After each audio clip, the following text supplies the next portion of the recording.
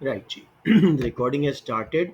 हमने ये वाला पेपर, इसका सेक्शन ए कर लिया था। एक बार फिर मैं बच्चों को ज़रा याद दिला दूं कि रियल इंटरेस्ट रेट कैसे कैलकुलेट होता है। Interest rate minus inflation rate, ठीक है, ये इसका फॉर्मूला है। और अगर आंसर नेगेटिव में आ रहा है, इसका मतलब है नेगेटिव रियल इंटरेस्ट रेट है। सेविंग पे आपको नुकसान हो रहा है, ठीक है, और बोरोइंग पे आपको फायदा हो रहा है। और अगर इन्फ्लेशन रेट ज़्यादा हो इंटरेस्ट रेट से तो पॉजिटिव इंटरेस्ट रेट है, सेविंग पे फायदा है, और जो अपना बोरोइंग पे आपको एक्स्ट्रा देना पड़ रहा है। Let's now go on to section B. अब मेरे बच्चों, take your time and choose the question you think is more likely to your choice.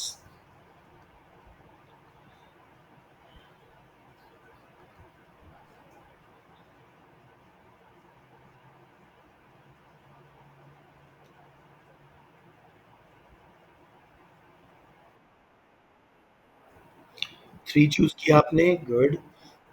Let's wait for the others.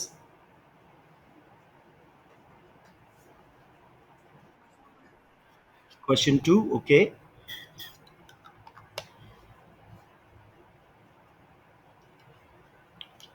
G, one more kid, please tell me which one you'll choose.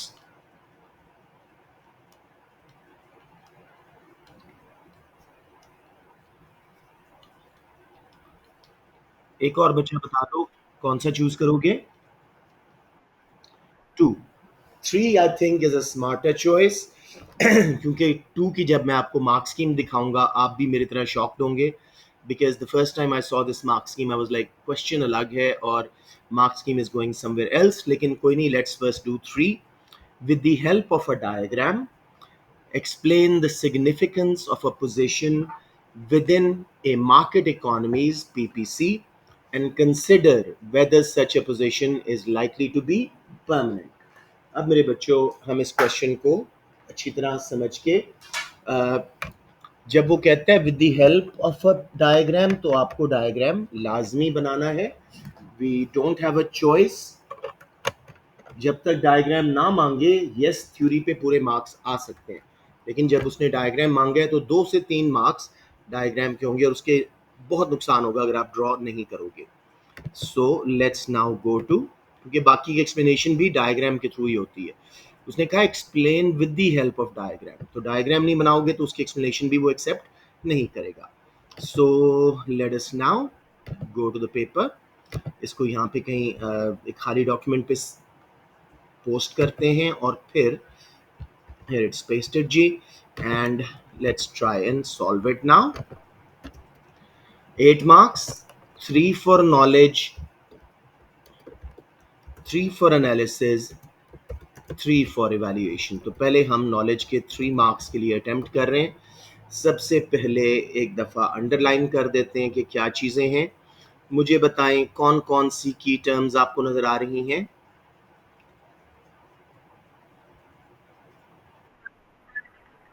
Perfect, market economy, PPC. शायद marks ना हो लेकिन फिर भी बेहतर है इनको define कर दें। सो ऑलवेज डिफाइन की टर्म्स, 8 मार्क वाले में भी 12 वाले में भी। उसके बाद मेरा बेटा हम ड्रॉ करेंगे। एक बार पूछ लेता हूं आपसे, व्हाट इज मार्केट इकोनॉमी।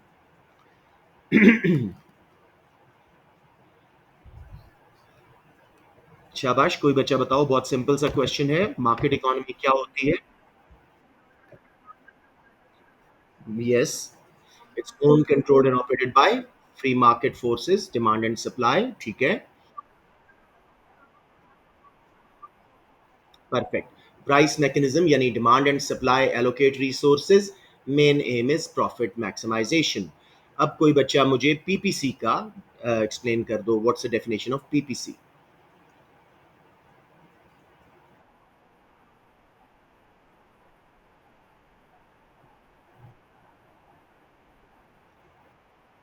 आला रट्टा, शाबाश। PPC is a curve that shows all possible combinations of two goods an economy can produce using all its resources fully, efficiently with a given state of technology. अब मेरे बेटे हम PPC draw करेंगे। मुझे boys की आवाज में कोई बताओ क्या लेबल होते हैं पीपीसी के, क्योंकि अगर हमने लेबल गलत कर दिए सारा क्वेश्चन खत्म हो जाएगा। शाबाश, good x, good y, perfect. अब जैसे ही आपने पीपीसी लगाया, एक या दो मार्क्स आपको मिल गए, चाहे स्ट्रेट लाइन लगाओ चाहे इस तरह का लगाओ, लेकिन बेहतर है इसकी आदत डालो जो नॉर्मल पीपीसी होता है।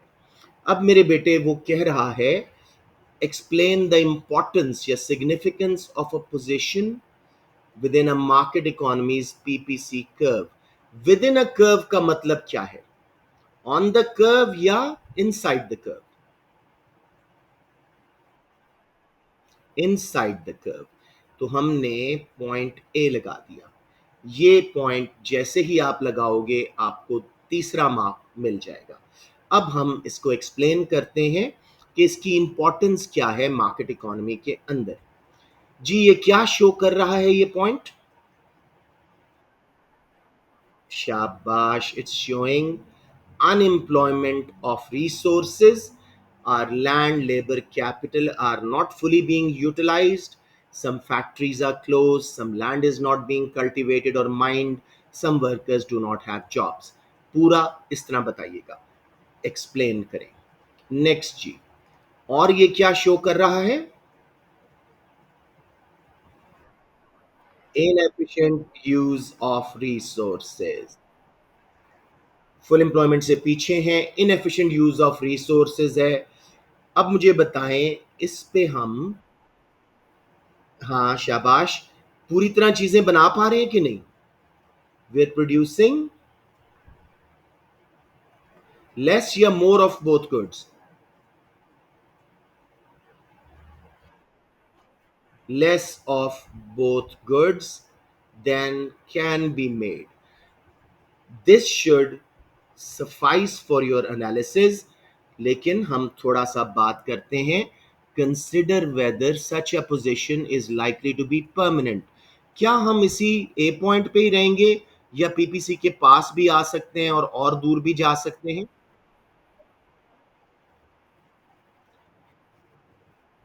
थोड़ा सा गलत बोल रहे हो मेरा बेटा। Supply side policies shift PPC.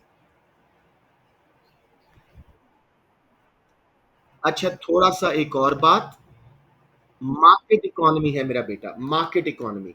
Government intervention को काइंडली अवॉइड करें यहां पे। If,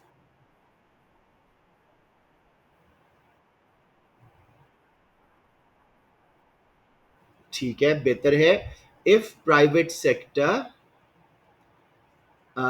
improves efficiency and hires more workers due to let's say economic growth, period आ गया है, demand for goods and services use ज़्यादा हो रही है, तो हम ए से बी पे मूव कर जाएंगे। ऑल दो अगर कोई रिसेशन पीरियड है और फर्म्स थोड़े रिसोर्सेज एलोकेट कर रही हैं, वर्कर्स को निकालेंगी, अनएम्प्लॉयमेंट बढ़ेगी, हम सी से डी पे चले जाएंगे। तो कंक्लूजन क्या है जी? This position is not likely to be permanent, it depends on the situation of economy, how producers and consumers behave. समझ आ गया मेरे बच्चों? आसान क्वेश्चन था, लेकिन still you want a little bit more या क्लियर है? किसी बच्चे को ना आया हो please be very open about it. चलें जी, we have 33 kids, 31 kids basically, लेकिन मेरे ख्याल में अक्सर को समझ आ जाना चाहिए था। Let's move on to the questions mark scheme. जी अब ये क्या कह रहा है? एक्सेस ऑफ पीपीसी नॉलेज के लिए properly labelled such as manufactured agricultural goods, consumer capital goods और good A, good B, good x, good Y, एक mark. PPC will need to touch both axes. एक बच्चे गलती करते हैं, यूं करके पीपीसी बना देते हैं डिमांड कर्व की तरफ, नहीं, इसको दोनों एक्सेस को टच जब तक नहीं करेगा ये प्रोडक्शन पॉसिबिलिटी कर्व नहीं है और आपको उसके मार्क्स नहीं मिलेंगे। दूसरा मार्क आ गया, position with in the PPC is clearly shown. हमने पॉइंट ए लगा के क्लियरली शो की, this is your 3 marks for knowledge. अब ये तो सब बच्चों को लेने चाहिए। उसके बाद जी A position where an economy is using its resources inefficiently, where not available resources are being utilized, where the output of both products is lower than it would be if all resources were being used. There should be some reference to permanency. हमने बात की कि अगर producers free market economy में ज़्यादा efficiently resources को use करते हैं या कंज्यूमर स्पेंडिंग बढ़ती है, वो ज़्यादा चीज़ें मांगते हैं, तो producers will respond, increase their production, will come closer to PPC from point A to B. और अगर रिसेशन आता है, कंज्यूमर स्पेंडिंग गिरती है या नेट एक्सपोर्ट्स कम होती हैं, कुछ ऐसा होता है, तो हमारा पीपीसी से हम दूर चले जाएंगे पॉइंट बी से डी पे. So the position is not permanent. It depends on how economy behaves. Producers consumers behavior will determine whether we move towards or away from PPC. Position is not likely to be permanent. समझ आ गया मेरे बच्चों? कोई question यहाँ पे? So this is a very easy question. All 8 आराम से ले सकते हो. Assess whether consumers always benefit when the government of a जी बेटे सॉरी आपकी आवाज नहीं आई. Sure sure sure. देखो बेटे उसने इवैल्यूएशन में क्या कहा है, offers a valid judgement on whether such a position is likely to be permanent to reach a conclusion. तो हम क्या कहेंगे, this position is not likely to be permanent because if there is economic growth, consumers are spending more, firms will respond by increasing production, hire workers, hire more machinery, use more lands, will come closer to PPC. But if there is recession, low consumer confidence या exports imports से कम हो रही हैं, तो फिर हम away from PPC further inside move करेंगे, तो ये position permanent नहीं होगी. Right मेरा बेटा? Excellent. Let's move back to the questions.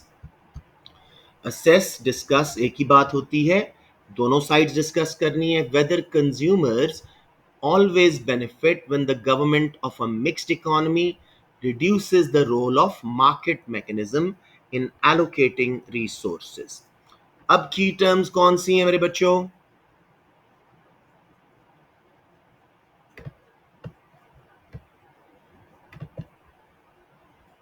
Anyone? What are the key terms now?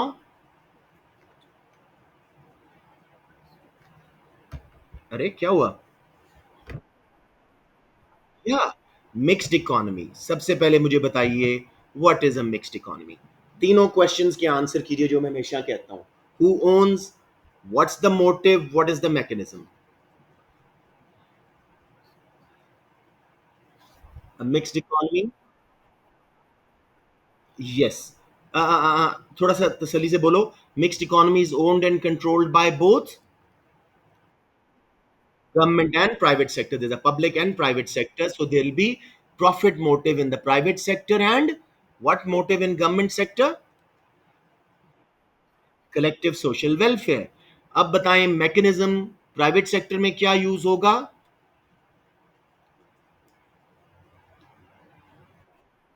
Price mechanism. और मिक्स गवर्नमेंट के अंदर राशनिंग मैकेनिज्म यूज होगा.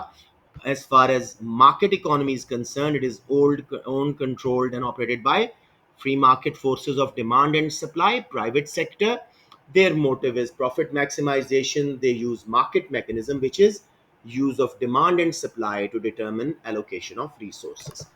ये मेरे ख्याल में सब बच्चों को आना चाहिए. This should give you 2 marks, लेकिन एहतियातन हम आगे बात करते हैं. अप टू 4 माइंड में रखना. क्या नुकसान है कंज्यूमर्स को मार्केट इकोनॉमी के, कि भाई वो हम मिक्स की तरफ जाने के फायदे. जी, क्या नुकसान होते हैं कंज्यूमर्स को? Market failure is the answer. शाबाश बोलें.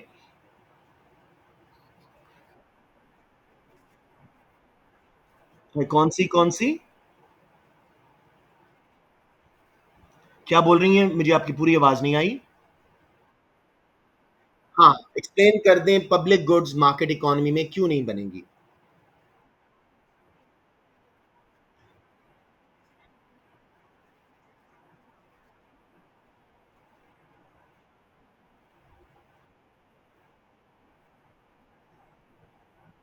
एंड दिस लीड्स टू शाबाश।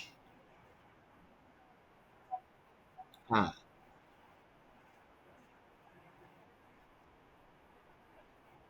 अब कौन है बेटे? सॉरी। वह अच्छा, इसलिए बहुत अच्छे, शाबाश। अब मेरे बेटे बिल्कुल अरूबा ने सही बोला। There will be no provision of public goods in market mechanism, market economy, because they are non excludable. Once they're provided, no one can be stopped from consumption. They are non rival. Consumption by one person does not reduce the availability for others. This leads to a free rider problem. A price cannot be charged. Market economy only sells goods for profit, and price can be charged in goods ki. Therefore, street lights, national defense, etc. will not be provided at all. अब कौन सी goods हैं जो under produce होंगी, कौन सी over produce होंगी? Demerit goods, which are harmful for consumer, but consumer lacks information about how harmful they are. ठीक है? Cigarettes, alcohol are demanded more than they should be, and private sector over provides them. Mixed economy में वो ठीक हो जाएगा मसला। अब next बताएं जी, कौन सी गुड्स हैं जो अंडर प्रोड्यूस हो रही हैं?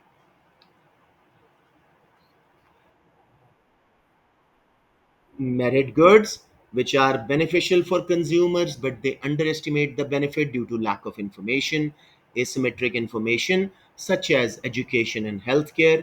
पूरी तसल्ली से दीजिएगा, 4 मार्क्स है लेकिन आपके पास। Sorry sorry.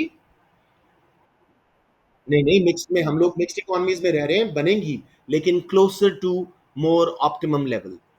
ठीक है ना? तो हम पहले, हम नुकसान बेनिफिट्स जो हैं of moving towards mixed economy या problems of market economy. Government intervention होगी, टैक्सेस लगेंगे, अवेयरनेस कैंपेन्स होंगी, ठीक है ना? ये भी आप साथ साथ कर दीजिएगा। अब जी, क्या नुकसान है जब हम मिक्स्ड इकोनॉमी की तरफ जाएंगे? प्राइवेट सेक्टर में क्या अच्छी बातें होती हैं?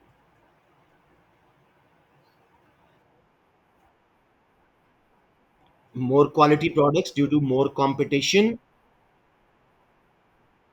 Quality of education, health care सब अच्छा होता है, प्राइवेट गुड्स बहुत अच्छी होती हैं, कंपटीशन होता है। इसके अलावा चॉइस कंज्यूमर्स की बहुत होती है, कंज्यूमर्स की सॉवरेंटी वो बहुत ज़्यादा हो जाती है। साथ में जब गवर्नमेंट के पास रिसोर्सेज आते हैं तो वो उसको वेस्ट करते हैं, इनएफिशिएंटली एलोकेट करते हैं, तो उससे कॉस्ट बढ़ सकती हैं गवर्नमेंट को, क्योंकि प्रॉफिट मोटिव नहीं है उनके पास, ना क्वालिटी आएगी ना ही कॉस्ट कम करेंगे, तो रिसोर्सेज ज़रा वेस्ट होंगे। समझ आ रही है बच्चों? क्लियर? अब मुझे बताएं, क्या कंज्यूमर्स हमेशा बेनिफिट करेंगे? कौन कौन सी चीज़ों में बेनिफिट करेंगे, कहाँ कहाँ बेनिफिट नहीं करेंगे? और कंक्लूजन इसी एनालिसिस की बेस पे, एज डिस्कस्ड अबव।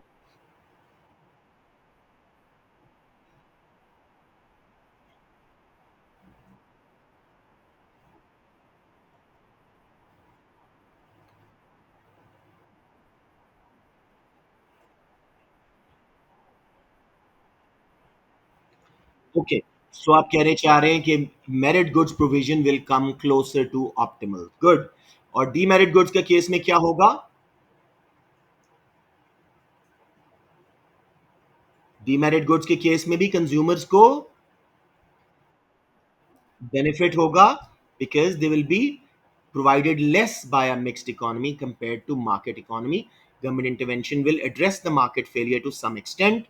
पोल्यूशन भी कम होगी, तो कंज्यूमर्स को इन चीज़ों में फ़ायदा होगा, पब्लिक गुड्स मिलेंगी, लेकिन उनकी चॉइस में कमी आ जाएगी, क्वालिटी में कमी आएगी, एफिशिएंसी कम होने से हो सकता है प्राइसेस बढ़ जाएं प्राइवेट सेक्टर की गुड्स की।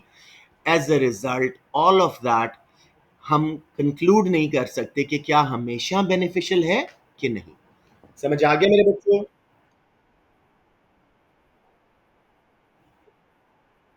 नहीं मेरा बेटा, ना ना ना, चॉइस ज्यादा मार्केट इकोनॉमी में होती है, सिवाय पब्लिक गुड्स के गवर्नमेंट कुछ एक्स्ट्रा नहीं दे रही, और क्वालिटी उसकी बहुत लो होती है, राइट? तो very well done guys, let's look at the mark scheme and just tally our answers. पहले सबसे पहले definitions, decisions are made by individual consumers, individual producers who act in their own self interest. Don't worry, हमारा बिल्कुल सही था. Private sector में resources are allocated by price mechanism without the need for very much government intervention. बहुत सही है ये भी. Disadvantage: some products will be underprovided and underconsumed, such as merit goods, education, while some products will be overprovided, overconsumed, demerit goods such as tobacco. Some products will not be provided, public goods such as police. Advantages of government intervention: government intervention is in the allocation of resources, means it can take decision in the national interest. Market failure दूर करेंगे.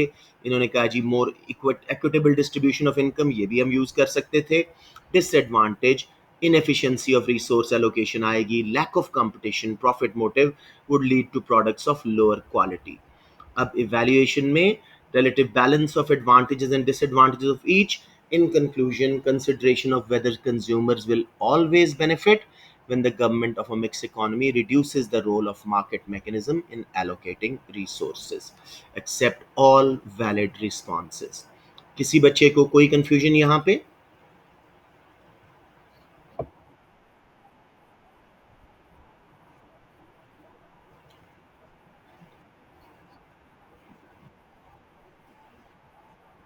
Basically वही question था. Yes, movement from free to planned economy, mixed economy क्या always फायदेमंद है? Sorry. Okay, so that's that जी. अब हम चलते हैं towards this question and let's see if it was only me or would you guys also be shocked.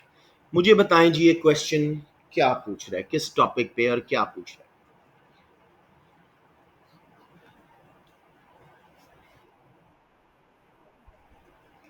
जी किया होगा, लेकिन अब जरा देखिए. हाँ, अब इस बार सप्लाई पे आ गया है. मुझे बताएं क्या आंसर देंगे आप लोग.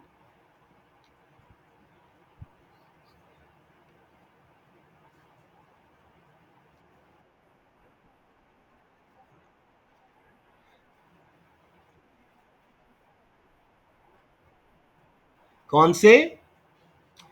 एग्जैक्टली रिवेंटस वाले फैक्टर्स. लेकिन जब आप लोग इसमें आंसर में पीईएस के दिए हुए थे.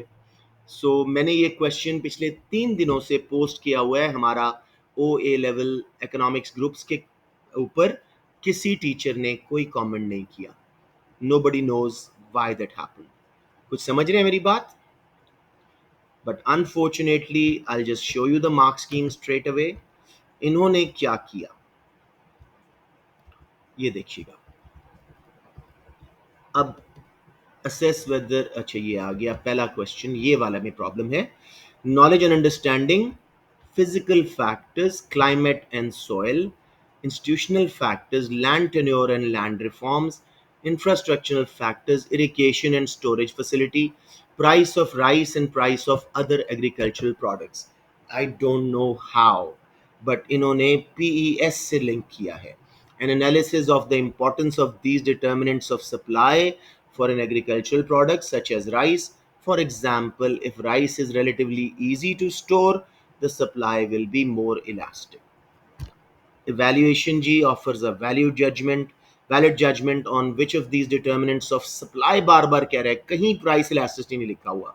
For an agricultural product such as rice is likely to be of the greatest significance at the present time to reach a conclusion.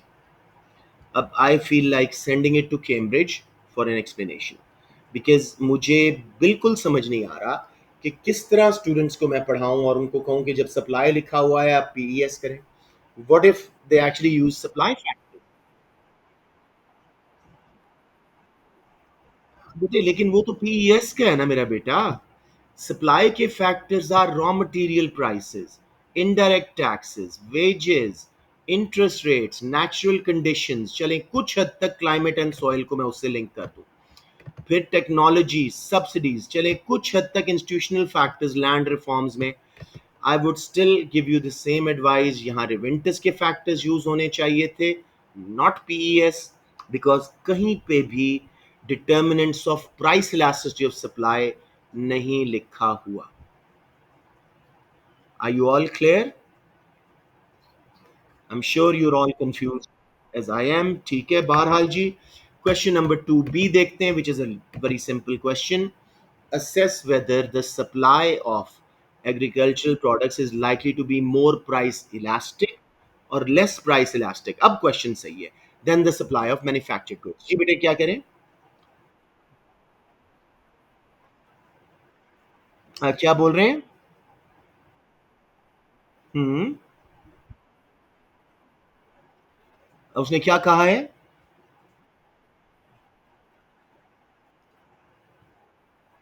अच्छा मैं देख लूंगा एग्जामिनर रिपोर्ट भी और फिर बात करते हैं. ठीक है, गुड. नेक्स्ट क्लास में इस पे देख लेंगे. राइट जी. अब अगला क्वेश्चन तो स्ट्रेट फॉरवर्ड है. हमने पीईएस के फैक्टर्स पे दोनों प्रोडक्ट्स को जज करना है, चार चार मार्क्स के लिए. जी पीईएस के फैक्टर्स याद करो.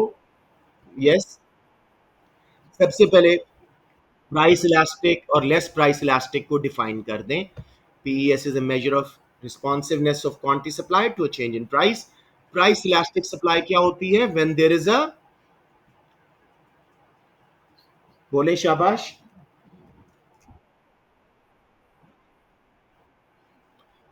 थोड़ा सा सही तरह करें. Smaller percentage change in price causes a larger, हाँ, proportionate change in quantity supplied. And inelastic में when a funny, greater proportionate change in price causes a smaller proportionate change in quantity supplied. अब बेटे आप बोलना शुरू कर दें. चार फैक्टर्स पे दोनों को जज कर लेते हैं जी. बता दें.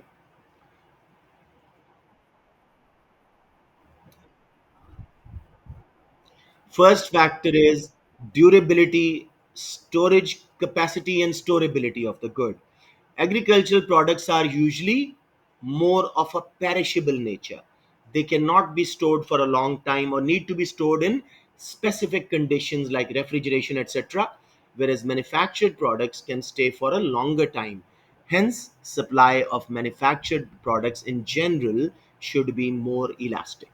Anytime price rises, you can take it out from the store and release the supply. समझ आ गया बच्चों? इस तरह करके बाकी आप लोग खुद एक्सप्लेन कीजिएगा. एक और मुझे बताएं. हम्म. बता दें.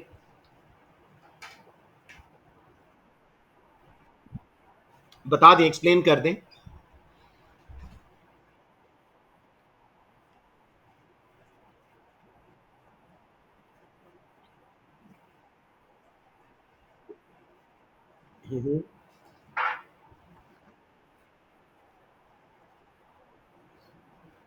ओके ठीक है.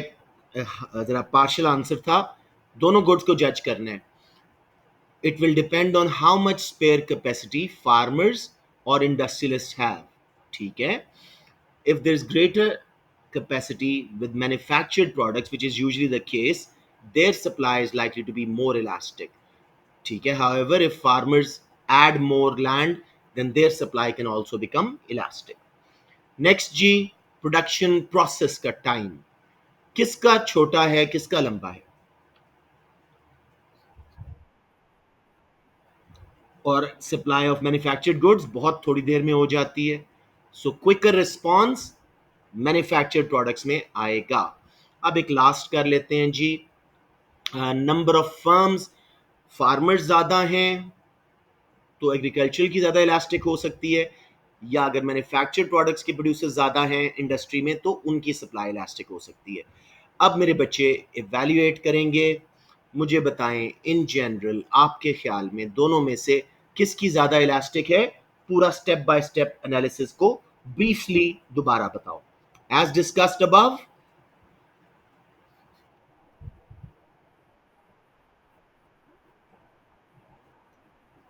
ज़्यादा इलास्टिक होगी because they usually have durable products. शाबाश.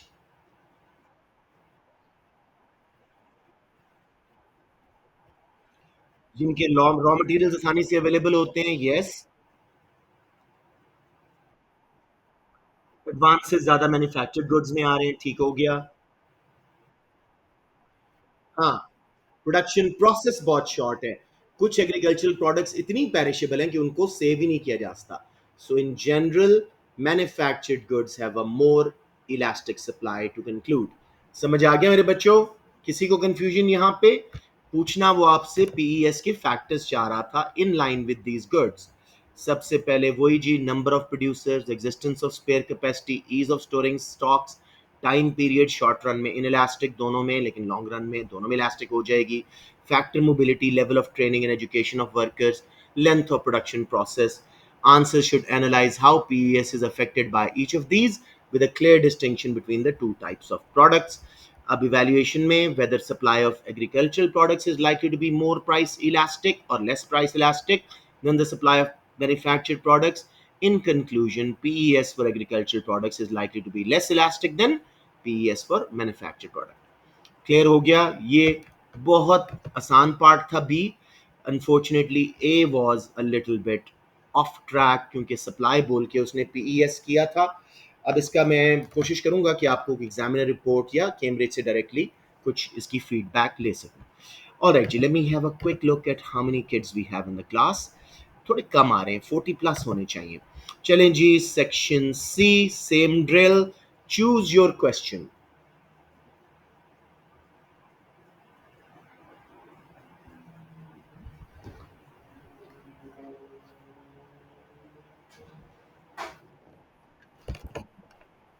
वेरी गुड चॉइस, शाबाश. वैसे उसमें भी आपकी चॉइस गलत नहीं थी. टू सीम्ड वेरी सिंपल, लेकिन अनफॉर्चुनेटली वो थोड़ा सा. वैसे मेरा मशवरा है, ये मिक्स्ड इकोनॉमी और पीपीसी वाले ज़रूर किया करो, बहुत आसान क्वेश्चन होते हैं. चलें जी, let's move on. Explain two possible causes of economic growth and consider whether the consequences can be good and bad of economic growth for an economy will always be positive. अब कोई बच्चा lead लो, economic growth को proper define करो, उसकी types भी बताओ.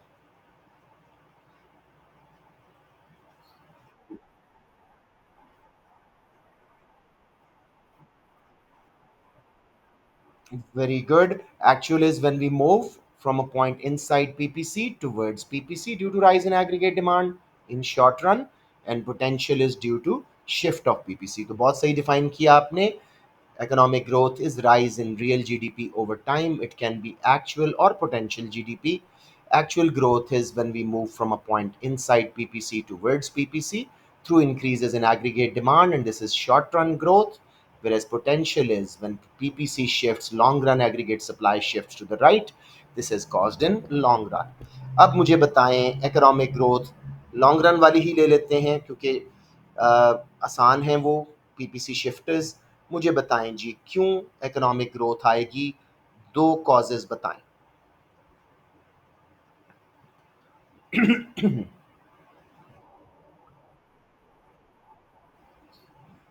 ये भी ठीक है. एक्चुअल ग्रोथ के लिए मैं चाहूंगा आप लोग जरा पोटेंशियल के लें.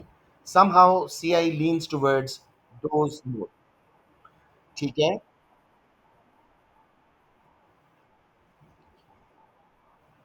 ठीक है.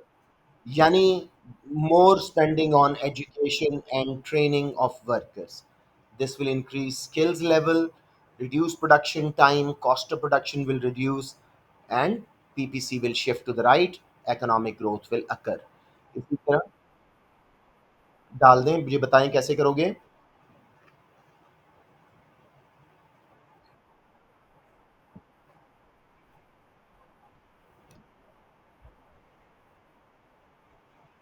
नई टेक्नोलॉजी आ जाएगी और उससे राइटवर्ड शिफ्ट, एमएनसीज आ जाएंगी, इन्वेस्टमेंट ज़्यादा, उससे एक्चुअल ग्रोथ ठीक है बन जाता है.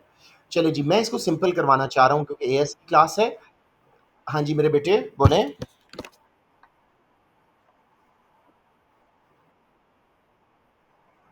सॉरी, दोबारा बोलें. हाँ, ये ज़्यादा बेहतर हैं, पीपीसी वाले ज़्यादा बेहतर हैं. I would go for number of workers. Let's say immigration is more than emigration. Labour supply will increase, plus they might be more qualified, more educated, more productive. That will cause economic growth.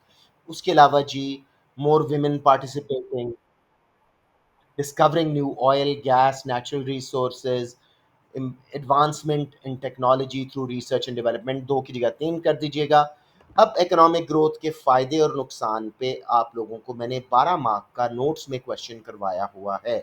तो मुझे कुछ फ़ायदे बताएं जी. पहले फ़ायदे करें. Employment बढ़ेगी. ठीक है.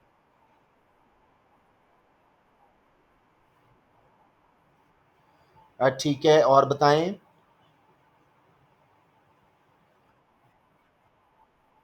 Okay, good good good. हाँ, ठीक है। Economic growth will cause either a shift in aggregate demand or a shift in aggregate supply, which ultimately cause greater employment, multiplier effect, reduce more economic growth, GDP will rise, there'll be greater exports, ठीक है, domestic spending भी बढ़ेगी, firms expand करेंगी, इसके अलावा fiscal dividend, government को tax revenue बहुत मिलेगा जिसको वो एजुकेशन हेल्थ केयर पे लगा सकते हैं, उससे आपकी इकोनॉमिक डेवलपमेंट आएगी। लेकिन क्यों, क्या नुकसान है?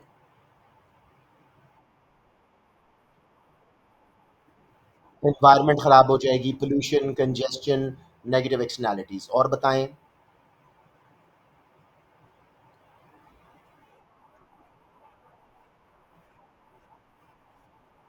लॉन्ग रन में चली जाएंगी, बिल्कुल ठीक है, बिल्कुल ठीक है। हाँ हाँ हाँ, बिल्कुल ठीक है। थोड़ा सा एएस कॉन्टेक्स्ट में रहें, आप लोग सही बोल रहे हैं, एएस कॉन्टेक्स्ट में रहें। और क्या नुकसान हो सकता है? एग्रीगेट डिमांड बढ़ी, डिमांड पुल इन्फ्लेशन, अगर इकॉनमी फुल एम्प्लॉयमेंट पे थी, demand pull inflation, current account balance deficit में जा सकता है, ज़्यादा इनकम्स मींस मोर इम्पोर्ट्स, ठीक है, इन्वायरमेंट ख़राब हो सकती है, रिसोर्सेज डिप्लीट हो सकते हैं, पोल्यूशन वगैरह आ सकती है। अब हम बात करेंगे कि क्या ये हमेशा पॉजिटिव है। It depends on how the economic growth was achieved. Was it done by depleting natural resources, using outdated machinery that causes pollution? Was it done in such a way that environment was least harmed, income inequalities were not disturbed? So we cannot always say economic growth is beneficial. ठीक हो गया?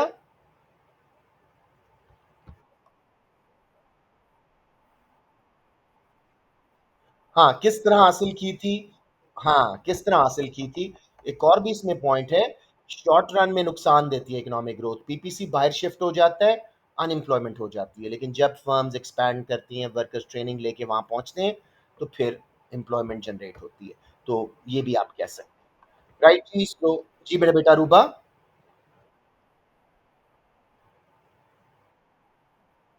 हाँ, बिल्कुल कह सकते हो। Developing countries economic growth को welcome करते हैं, क्योंकि ऑलरेडी अनएम्प्लॉयमेंट वगैरह बहुत ज़्यादा होती है। डेवलप्ड कंट्रीज़ चाहते हैं अनएम्प्लॉयमेंट कम है, एनवायरनमेंट खराब ना हो, हमारी यू नो इनइक्वालिटी वगैरह ना आए। राइट जी, so this is your question, let us go, let's see how well we covered it.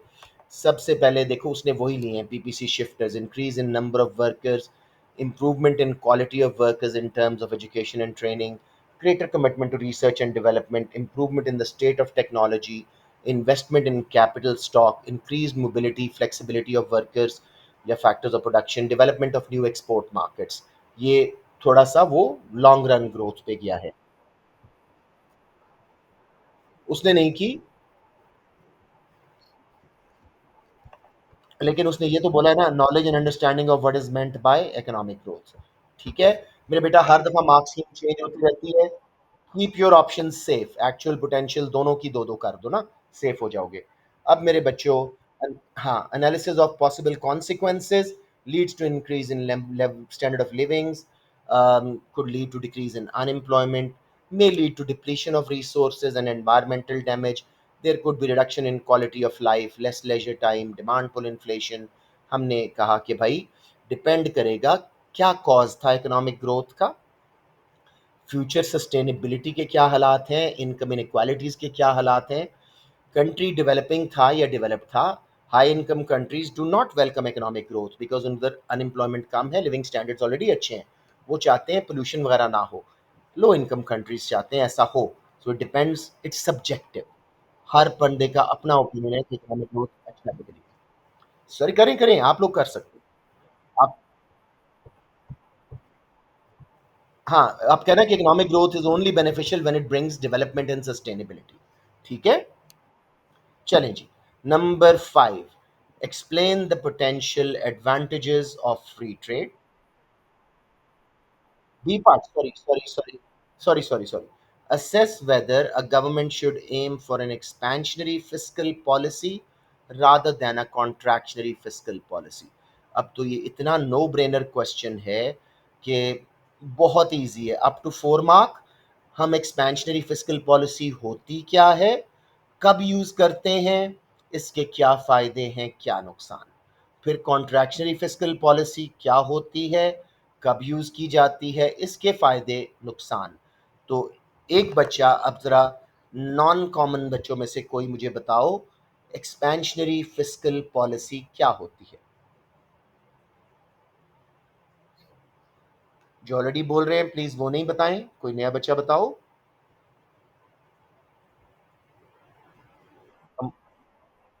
Government reduces taxes, direct taxes specially, and government spending को इंक्रीज कर देते हैं, अपने बजट को डेफिसिट करते हैं। उससे क्या होता है मेरे बेटे, क्या फायदे होते हैं और क्या नुकसान होते हैं। प्राइसेस कैसे रिड्यूस हो जाती है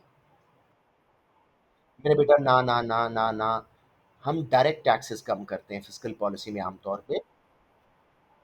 हाँ, पूरा स्टेप्स बीच में मिस नहीं करो। Disposable incomes will increase which will cause injection of consumption.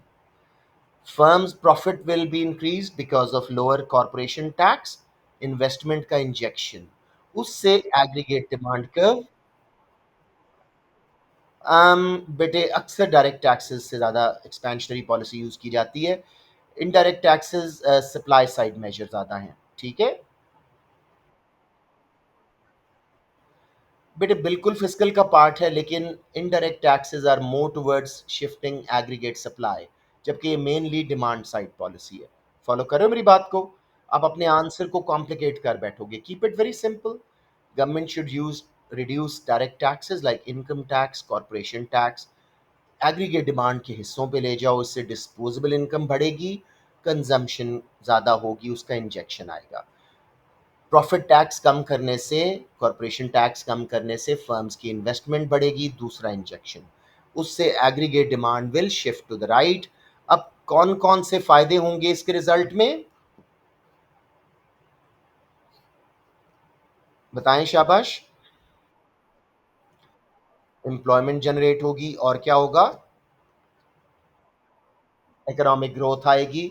लेकिन दो नुकसान क्या आएंगे, कौन से दो एम्स हाथ से निकल जाएंगे।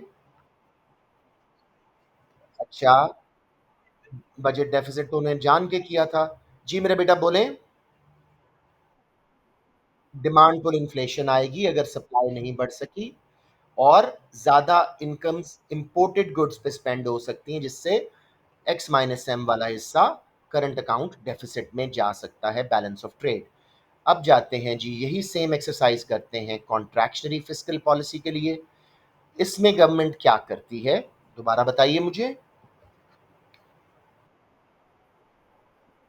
Yes, increase taxes, decrease government spending, making their budget surplus. This will do what बेटे, वही step by step, consumption, investment, सब बताइए।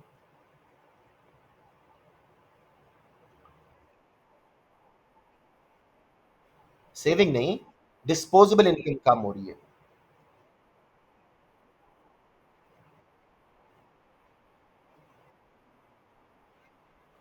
हाँ, शाबाश, तो aggregate demand will shift to the, hmm, उससे क्या फायदे होंगे, क्या कम होगा, डिमांड पुल इन्फ्लेशन कम हो जाएगी। और क्या फायदा होगा, इंपोर्ट्स कम होंगी, करंट अकाउंट डेफिसिट कम हो सकता है। लेकिन नुकसान क्या है जी, अनएम्प्लॉयमेंट, लो, नेगेटिव इकोनॉमिक ग्रोथ। अब एंड पे हम इनकी लिमिटेशंस बता देते हैं। Both fiscal and monetary, sorry, both contractionary and expansionary policies do not have immediate effect. There is time lag. It depends on future confidence of consumers, how effective they are.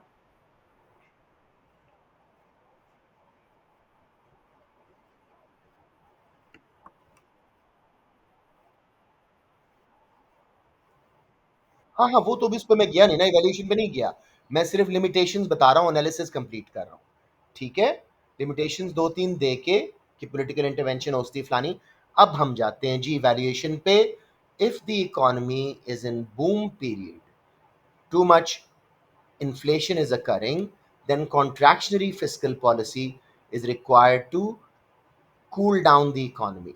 Whereas if the economy was in a trough, in a recession, then expansionary fiscal policy has to be chosen.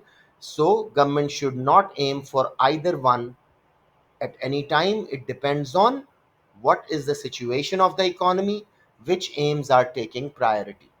समझ आ गई मेरी बात बच्चों?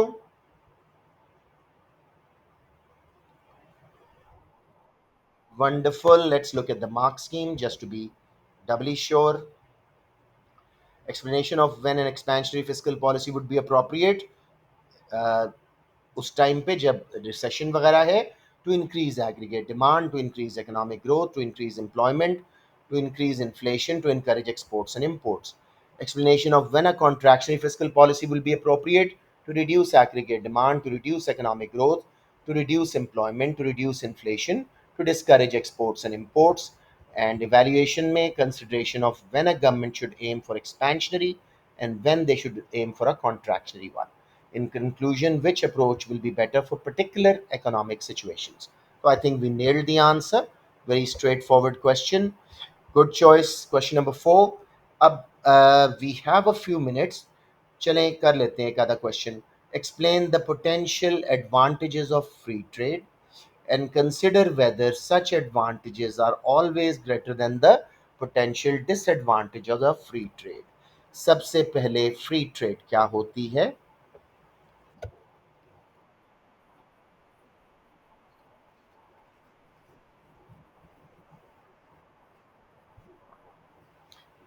Okay, free trade is, yes, yes, ये बेहतर है. Free trade occurs when there is a removal of international protections such as trade barriers, such as quotas, uh, tariffs, embargoes, etc. Free trade के result में क्या क्या फायदे आएंगे? हमने ये 12 मार्क का किया हुआ है. बताओ मेरे बच्चों. न्यू आइडियाज एंड टेक्नोलॉजी जिससे एफिशिएंसी बढ़ेगी. बहुत अच्छे. आपके मुल्क में चॉइस ऑफ रॉ मटेरियल, सस्ते रॉ मटेरियल सारी दुनिया से, कंज्यूमर्स की चॉइस ज़्यादा, सॉवरेंटी ज़्यादा. Very good. और बताइए क्या डेवलप होता है? Each country does their own specialization and develops their comparative and absolute advantage. अपने फैक्टर एंडाउमेंट को, जिस तरह के उनके फैक्टर्स ऑफ प्रोडक्शन थे, उसके मुताबिक यूज करेंगे और पूरी दुनिया की आउटपुट बढ़ेगी. यस. लिविंग स्टैंडर्ड्स बढ़ेंगे, पूरी दुनिया को फायदा होगा. लेकिन पोटेंशियल डिसएडवांटेज क्या है फ्री ट्रेड के?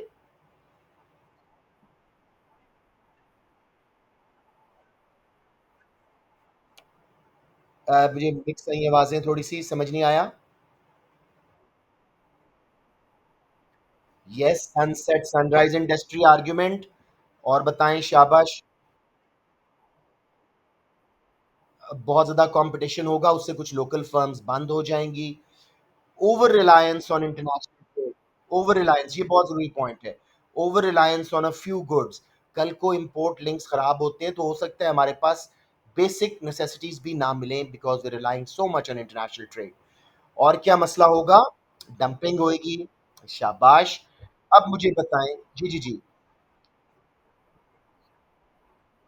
Too much reliance, yes. Too much reliance on international trade, very narrow focus on a few goods being produced. कल को इंटरनेशनल रिलेशनशिप खराब हुए, रिटेलिएशन वगैरह हुई तो हमें बहुत मसला आ सकता है. To evaluate free trade. आ सकती हैं, आ सकती हैं आपके मुल्क में. बहुत अच्छे. अब मुझे बताएं, इवैल्यूएट करवाएं, क्या फ्री ट्रेड करनी चाहिए या उसके डिसएडवांटेज ज़्यादा हैं? या period of time, especially in sunrise, sunset, and dumping cases. And it should be removed as soon as possible because free trade has more global benefits. International level के overall world output बढ़ रही है, दुनिया की resources ज़्यादा अच्छी तरह use हो रहे हैं. तो let anyone else want a comment? um देखो अगेन, एनालिसिस के आपके पास 4 मार्क्स हैं, इंक्लूडिंग 1 फॉर नॉलेज। सो इन्होंने 4 दिए हुए हैं, आप भी 4 दे दें बेटे। अ कंट्री, सॉरी, ये तो मैं और क्वेश्चन पे आ गया हूँ। 4 बी, जी इसको देखें। टू इंक्रीज, 4 बी, 5 ए है, sorry, 5 A, an increase in world output, wide range of product for consumers to choose from, improved standard of living, उसने 3 दिए हैं। At least 2 potential advantages. मैं क्यों कहता हूँ ज़्यादा करें, आप लोगों की जो एक्सप्लेन्ड होते हैं वो उनको पार्शियल लग रहे होते हैं, तो 3 कम से कम कर लें। फिर हम जाएंगे to potential disadvantages. Free trade involve specialization which could mean that some economic sectors are allowed to run down, leading to higher unemployment.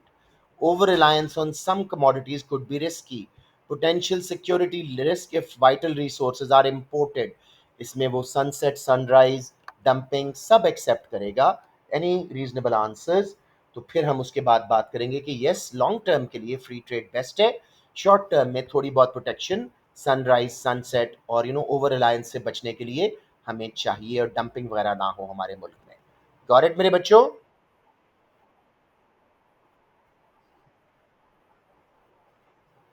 कर सकते हो, कर सकते हो, बिल्कुल सही है।